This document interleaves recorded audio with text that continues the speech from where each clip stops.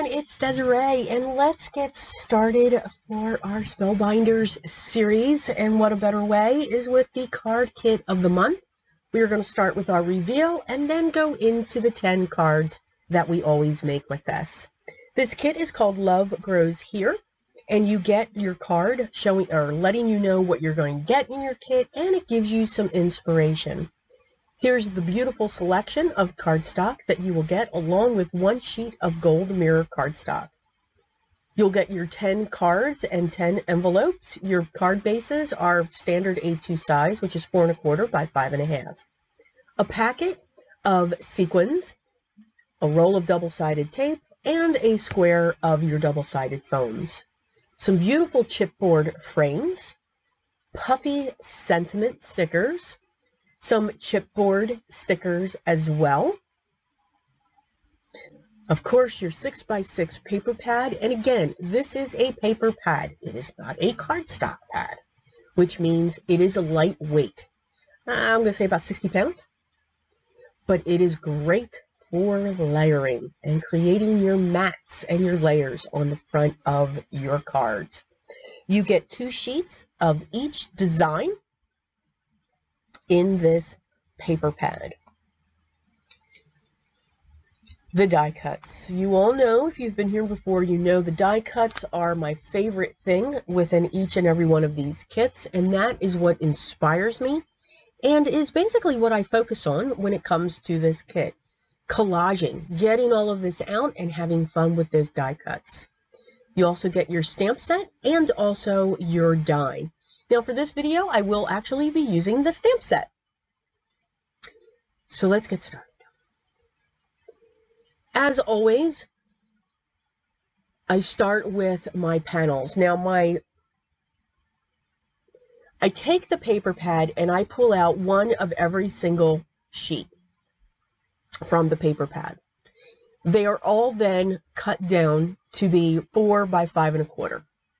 And don't worry, I saved those strips. And then they are matched up to each other.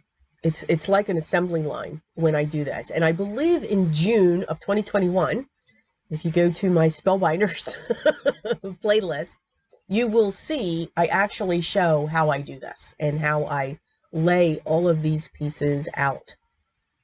And it's what I do every time. This kit inspires me for that. We are all inspired in different ways, and that's what's great. But you can see there's always a theme too. When I pull my die cuts, like these are all birdhouses, so I had to put all of those together, and I'm going to collage them, and I pulled out some of the birds, and I have a bird's nest. So each card almost has its own theme when it comes to these elements that I'm pulling. Again, while we're all inspired differently, we all create differently as well. I don't use the solid cardstock too much. Here, I think the papers, I didn't need to have that break. When we do mats, I usually do use some solid cardstock to break up those layers. But these pattern papers were just wonderful. Again, remember, your kits are designed for everything to match. It won't allow you to have that stress of what paper is going to go with what. It's all going to match together. That's the beauty of kits, because everything that they've chosen for you has been made specifically to match. So you can't go wrong with items that you're going to choose. I get that question a lot. How do you know what paper goes with what? When it's a kit, I don't have to think about it. I do know that they're going to match. With pattern papers, I do like to have a large print and a small print if I'm going to layer them on top of each other without a solid cardstock mat in between. Do I do that all the time? Not all the time. Most of the time. Most of the time I do that. But that's what I'm looking for. If it's outside of a kit, Same thing with a paper pad. If you're using a paper pad, all of those papers within that paper pad are designed to match.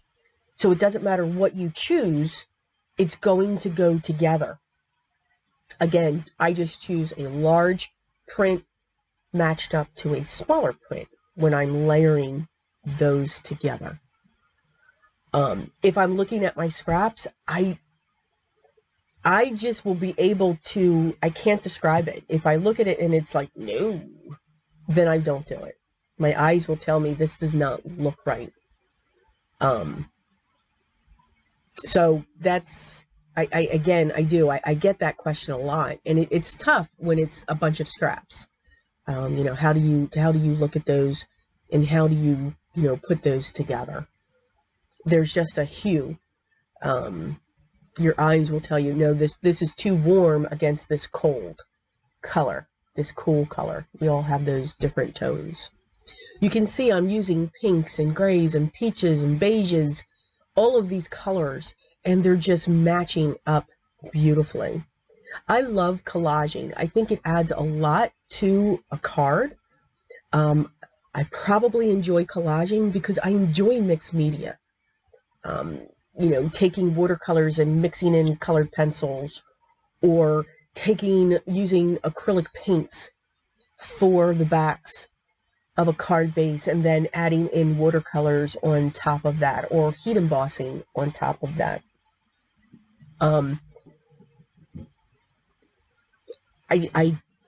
It's just a different way to put those, to get all of these different techniques together. I know some have said, well, why don't you just do art journals? And I love doing art journals, but to me, we can put it on a card and still be able to do that. We don't have to just limit all of those ideas to just art journaling. We can put it into our cards to get the looks that we are looking for. I always stick with the contents of the kit. The only thing that I would be adding is liquid adhesive for all of my collage pieces. Or if I am using the stamps, I am using then some inks to stamp that image.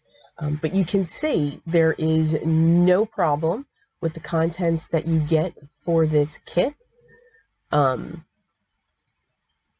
To be able to make your 10 cards in no time. Plus, you would be able to make more cards than just from the 10 card bases that they provide. You can see I had a little bit of, thought I was doing the right thing, kept half of the clear plastic on those letters that spell love. Yeah. But that's okay. I got the tops down. I like to use the double-sided tape to put my bases down onto, or my design bases down onto my standard A2 size card base. And again, because I cut that bottom layer to be 4 by 5 1/4, that is going to give me just a white border around each of the cards automatically. So I don't have to worry about putting a mat. Usually when I do a design base, I do like to make it the size of the card that I'm working on, whether that's a 4 1/4 by 5 1/2, or 5 by 7, or even a 6 by 6, 7 by 7. I do like to cover the entire card in some way, because the only card bases that I use are either white or ivory.